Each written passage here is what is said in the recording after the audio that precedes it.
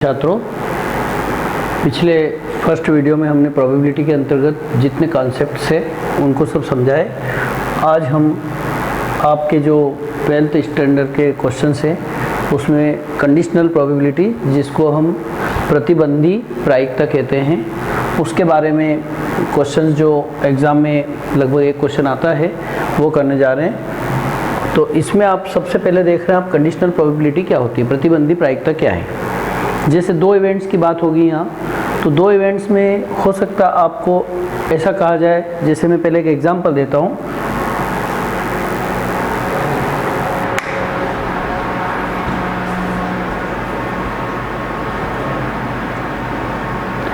कि एक छात्र ने फिजिक्स और केमिस्ट्री दोनों की परीक्षा दी, ठीक है।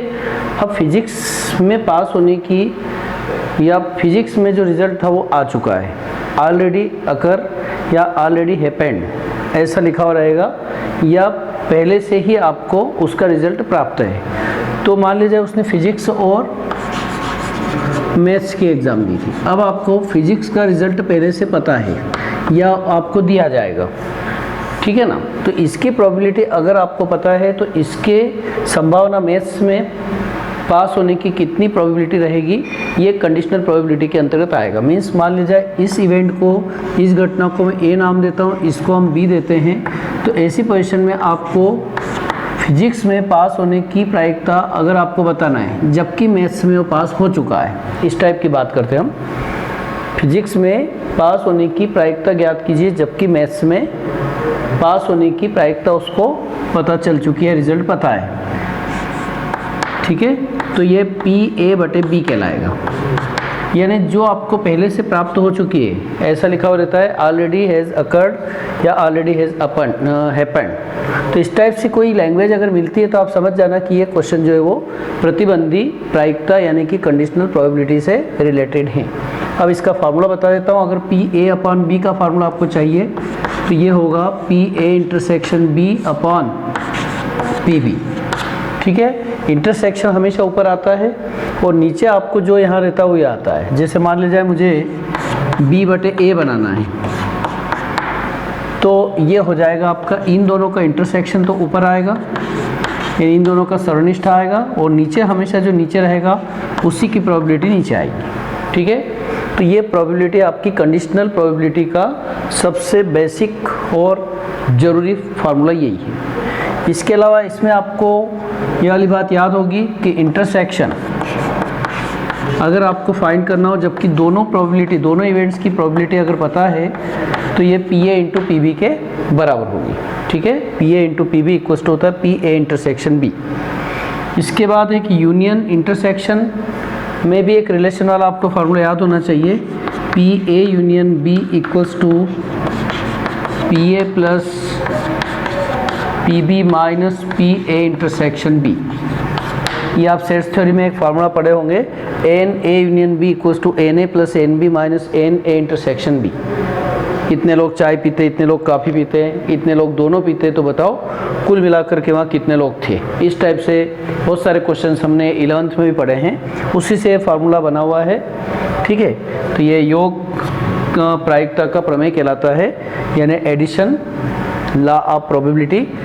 और एक फार्मूला आपको मैंने ये बताया, PA/B इक्वल्स टू PA/PB। तो कुल मिलाकर के इस टाइप के कंडीशनल प्रोबेबिलिटी में आपको इस पैटर्न के क्वेश्चंस रहेंगे, और अधिकतर क्वेश्चन में आपको दो कंडीशंस या दो इवेंट्स रहेगी, तो कौन सी ऑलरेडी हैपेंड हो चुकी है, यानी कि हो चुकी है ऐसा लिखा रहेगा कि ये पहले से आपको पता है कि ऑलरेडी पहले से उसमें ऐसा शब्द मिलेगा कि जबकि ऐसा हुआ है, इफ़ ऐसा शब्द मिल जाएगा तो समझ जाना कि ये कंडीशनल प्रोबेबिलिटी के क्वेश्चंस हैं। अब हम इसके क्वेश्चंस करते हैं। क्वेश्चन नंबर 1 देखेंगे। क्वेश्चन नंबर 1 में आपको लिखा है PA equals to 0.8, PA equals to 0.8, NCERT की बुक से ही है ये question. PB equals to 0.5 and PB/A is given 0.4। तब आपको बताना है सबसे पहला PA/B बताना है, ठीक है। PA/B बताना है। दूसरा आपको पी ए यूनियन बी बताना है, पी ए अपॉन बी और पी बी अपॉन ए। तो सबसे पहला केस हम देखते हैं पी ए इंटरसेक्शन बी। जैसा कि मैंने अभी आपको बताया कि पी ए इंटरसेक्शन बी, अगर आपके पास पी ए और पी बी के वैल्यू हैं तो इसका फार्मूला हो जाता है P A into P B, P A into P B. केवल वैल्यू पुट करना आपको 0.8 मल्टीप्लाइड बाई 0.5, यानी हो जाएगा आपका 0.40 यानी 0.4। ओके, तो ये आपका एक क्वेश्चन हो गया। सेकेंड पार्ट इसका ये था कि पी ए यूनियन बी बताइए। अभी मैंने आपको फार्मूला बताया था कि आपके पास पी ए का वैल्यू है, पी बी का वैल्यू है और इंटरसेक्शन अभी हमने ज्ञात किया है। तो ऐसी पोजीशन में आपके पास इसका यूनियन अगर फाइंड करना हो तो इसका फार्मूला होता है A P A plus P B minus P A intersection B. Putting the value of P A P B and intersection. तो देखिए पी ए का वैल्यू था अपने पास 0.8, पी बी का वैल्यू है 0.5 और उसमें से माइनस कर देंगे आप 0.4, यानी बन गया 1.3 माइनस 0.4 0.9। एक और बात मैं आपको बताना चाहूँगा, वैसे आप जानते हैं क्लास 9 से ही प्रोबेबिलिटी आप पढ़ते आ रहे हैं। जब भी पूरे चैप्टर में या कहीं भी जब भी आप प्रोबेबिलिटी पढ़ें तो कभी भी प्रोबेबिलिटी का आंसर मोर देन 1 नहीं होना चाहिए, यानी कि न्यूमरेटर में हमेशा वैल्यू आपकी कम होना चाहिए और डिनोमिनेटर में ज़्यादा। ठीक है, या पॉइंट में है तो हमेशा वो मैक्सिमम वैल्यू 1 हो सकती है या 0 पॉइंट समथिंग हो सकता है।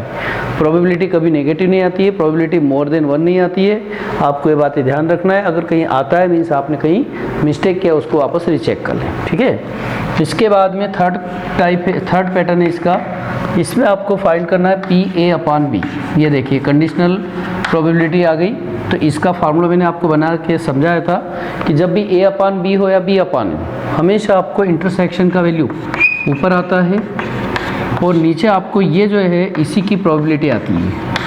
आपने ए इंटरसेक्शन बी का वैल्यू पहले ही फाइंड किया हुआ है 0.4 और अपॉन में पी बी का वैल्यू है 0.5। पॉइंट से पॉइंट कैंसिल कर देंगे, 4/5 आंसर आ जाएगा। ठीक है, या 0.2 भी आ सकता है। इसी प्रकार से फोर्थ पार्ट था आपका पी बी अपॉन ए।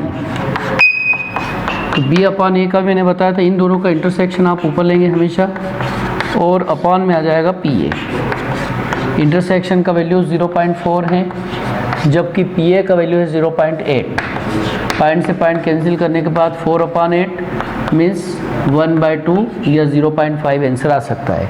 तो इस प्रकार से एग्ज़ाम में बहुत इस टाइप के भी कभी कभी क्वेश्चन अक्सर हम देखते हैं कि 4 मार्क्स के लिए बहुत बार इस पैटर्न के क्वेश्चन आ जाया करते हैं। अगर ऐसे आते हैं बहुत अच्छी बात है।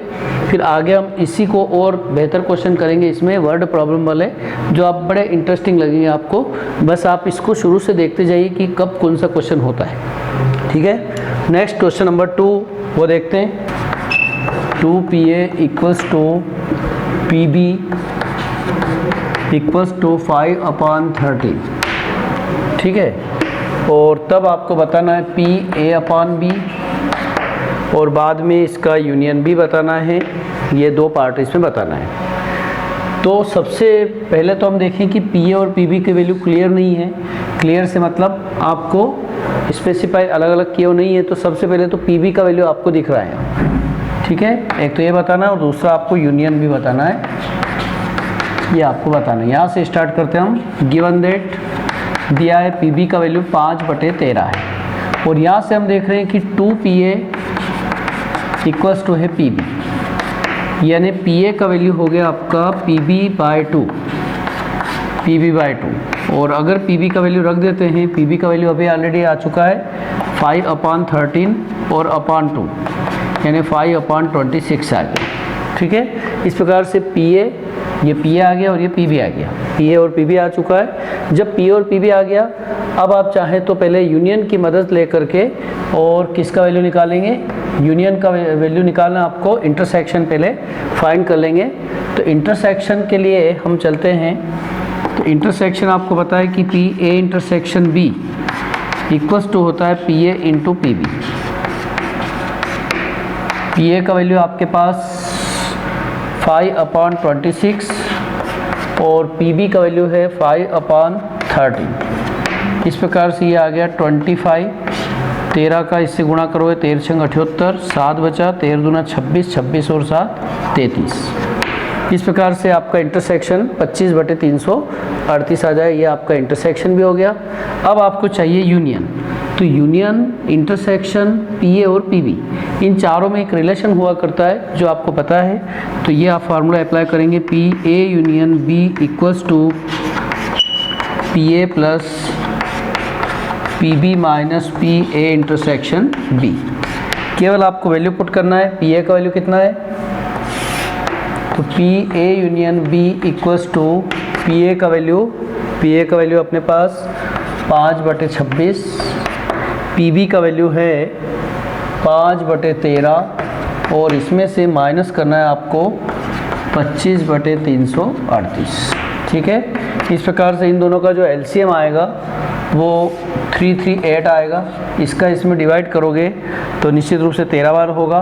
13 का गुणा 5 से करेंगे 65, फिर 13 का भाग इसमें लगाएंगे तो 26 आएगा। 26 का गुणा 5 से करेंगे 5 छंग 30, 5 दूना 10, 10 और 3 13 और माइनस हो जाए 25। इस प्रकार से 65 माइनस 25 कर लेते हैं तो यह आ जाए 40, 170 और बटे में 338। ये आपका आंसर आ जाए। कुल मिलाकर के अगर इस पैटर्न के क्वेश्चन आते हैं तो ये बहुत अच्छे क्वेश्चंस हैं और ये सभी एनसीईआरटी की बुक में भी हैं और साथ में आपके स्टेट बोर्ड की जो रेफरेंस बुक है उसमें भी हैं। ये आप विशेष रूप से चुनिंदा क्वेश्चंस है, इनकी प्रैक्टिस आप कर लें बार बार, चूँकि आप अभी सभी निश्चित रूप से बहुत फुर्सत में हैं और काफ़ी टाइम है आपके पास, तो इनका रिवीजन करके 100 मार्क्स लाने का प्लान करें आप। ठीक है, इसके बाद में हम देखते हैं क्वेश्चन नंबर 3। तो for events A equals to 1 3 5, B equals to 2 3 और C इक्वल्स टू 2 3 5 और 4। एक डाई को, एक पासे को 3 घटनाओं के लिए फेंका इसने। A इस प्रकार से घटित होती है, B में ये आता है, C में ये आता है। अब आपको A/B बताना है, B/A बताना है, A/C, या इस पैटर्न का कोई भी क्वेश्चन अगर होता है तो आप समझ जाएंगे। तो सबसे पहले तो आप देख रहे हैं कि ABC अलग अलग दे रखे हैं। ठीक है, और डाई का क्वेश्चन है तो जब भी आपको पता है कि जब भी डाई को हम यानी कि पासे को फेंकते हैं तो आपको सबसे पहले ये लिखना चाहिए कि we know that in a single throw of a die the number of sample space, या सैंपल स्पेस जो रहेंगे यानी NS जो रहेगा, या एस भी आप डिफाइन कर सकते हैं कि एस क्या रहेगा 1 2 3 4 5 6, यानी जो प्रतिदर्श समष्टि, अगर आपको हिंदी शब्द में कठिन लगे तो इसको आप सैंपल स्पेस लिख दें कि ये एस लिख देंगे तो भी आप सैंपल स्पेस का ये सिंबल है। तो एस का वैल्यू 1 से ला करके 6 हो गया, यानी number of elements in S equals to 6। ये तो आपका जैसे क्वेश्चन डाई का दिखा तो आपको हमेशा NS का वैल्यू फिक्स कर देना चाहिए। NS का वैल्यू 6 हो गया। अब हम बात करें A का वैल्यू, तो A इक्वल्स टू दे रखा आपको 1 3 5, B का वैल्यू है 2 3 और C का वैल्यू है 2 3 4 एंड 5।